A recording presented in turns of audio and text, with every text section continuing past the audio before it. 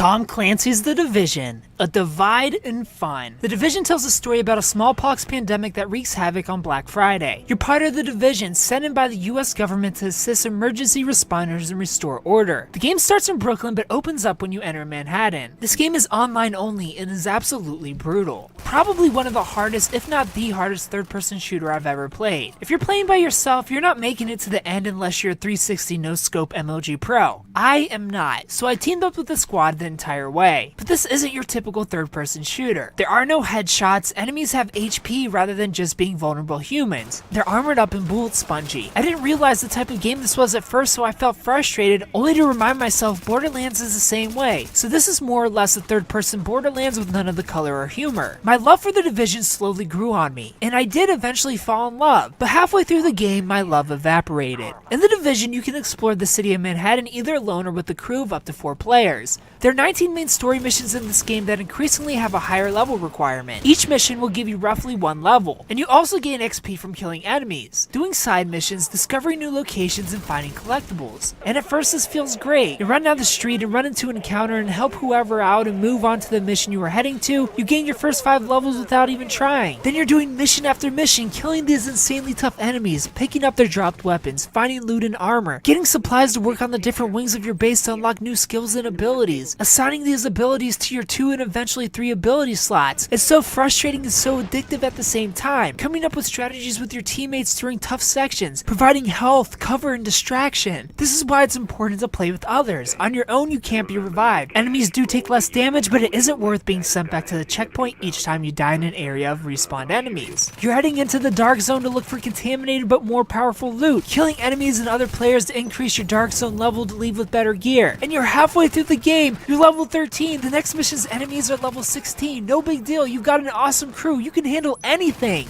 Nope. You can't play missions that are more than 2 levels ahead of you. And by the way, from the halfway point forward, every single mission is going to be at least 3 levels ahead of you. No big deal, main missions have been handing out levels, surely side missions and encounters and collectibles will do the same. They don't. XP is so insanely slow in this game, and I'm convinced there's only a leveling system here to slow the player down, to make them do the boring side stuff instead of shoot their way through these awesome hour-long main missions. There's really nothing else to explain it. It isn't to make you more powerful in battle. Fights are just as hard from the start as they are at the end. Enemies level with you, and most of the time, unless you grind with the boring stuff, are even 2+ levels ahead. And it isn't to unlock perks or new weapons because you get all this from enemies and completing main stories. You can replay past missions on hard mode for better loot, but it rewards no XP at the end, which is complete nonsense. Level requirements for main missions kill pacing, and the laughably small amount of XP you get for killing enemies, which by the way is the exact same you get for killing a boss, is even more of a joke. There's not a chance you'll level up mid-story mission. It's not happening. You're gonna be just as weak in the final boss battle as you were going in. The combat here is extremely fun though, and offers a great deal of variety in its perks, weapons, and mods to make your character feel like yours. I'm not sure why they smack you with the wall halfway through and force you to do the fetch quest nonsense around Manhattan, other than to inflate your game time.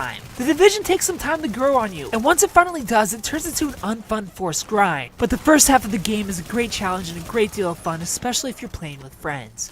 I give The Division an 8 out of 10. If you played Tom Clancy's The Division, tell me what you thought about it down in the comment section below. If you haven't played it, tell me if you plan on picking it up. Thumbs up if you like the video, subscribe if you're new to the channel, and tune in Monday for first impressions where we find out what game we're playing next. Thanks for watching.